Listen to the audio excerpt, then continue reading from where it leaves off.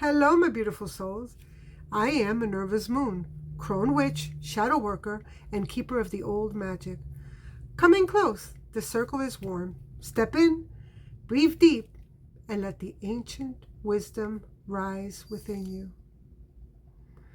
This is part 4 of the series Into the Descent. The part of our journey where we keep moving inward, deeper into our shadow self, deeper into the layers that live beneath the surface of who we've become. We are still descending, still unraveling, still meeting the truth that rises from the dark. And as we go, hold this close. Every descent has an ascent. The rising is coming. But right now we honor the descent because this is where the real transformation begins. Now, when you descend far enough into yourself, you eventually reach a place that doesn't feel like you at all. A place that feels older, heavier, wiser. This is the realm of the ancestral and collective shadow. The wounds that you inherit, the stories you were born into, the patterns passed down like invisible heirlooms.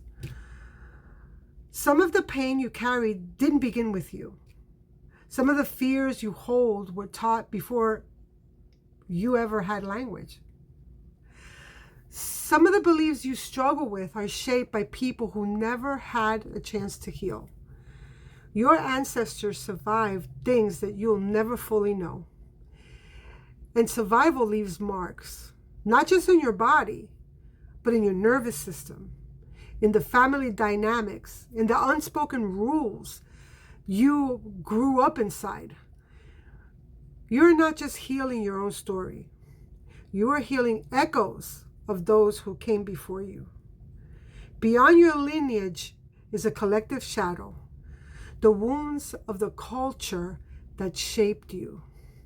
The pressure to produce, the fear to be too much, the shame around emotions, the expectations to shrink, to smile, to stay quiet. These are not personal flaws. They are collective spells cast over entire generations. And sometimes the moment you realize you're carrying something that isn't yours arrives in the middle of your life. There was a time when I found myself in a relationship, and my voice was shrinking every day, more and more, each day. I have been taught, like so many women before me, that you stay for the kids, you endure for the family, you sacrifice for yourself. You sacrifice yourself because that's what love is supposed to look like. But during my awakening, something inside me rooted itself, and it spoke with such clarity that I could not ignore it. One day, I looked at my children and asked myself, would I ever want them to think this is what love looks like? That question didn't just land, it thundered through me because I suddenly saw what I was modeling without meaning to is to become small, to accept disrespect, to call pain normal, to survive instead of live. And in that moment, I understood. I wasn't protecting them by staying. I was teaching them a pattern older than me. So I chose differently. I chose to show them what self-respect looks like, what courage looks like, what healing looks like. That choice was ancestral alchemy, a lineage turning point, a grounded, powerful declaration. This ends with me. The circle stops now. When you feel resistance, guilt, or fear for choosing yourself, you're not just confronting your own shadows. You're confronting the shadows of the world that shaped you. Ancestral wounds don't always look mystical. Sometimes they look like choosing partners who feel familiar and not healthy, carrying the family's silence around conflict, feeling responsible for everyone's emotion, struggling to rest because your lineage survived through hard work, feeling unsafe, expressing anger, grief, or joy. Ask yourself, where in my life do I shrink myself to keep the peace? And who taught me that? What patterns do I repeat even though they hurt me? And who in my family lives the same way? What beliefs about love, about work, about worthiness did I inherit? Without ever choosing them. I didn't even want that. Where do I feel guilt or fear when I try to choose myself? And whose voice do I hear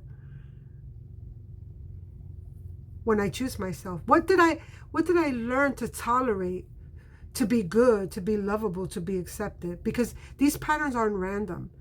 They're inherent survival strategies. Your ancestors passed them down to protect you. But you're living in a different world now.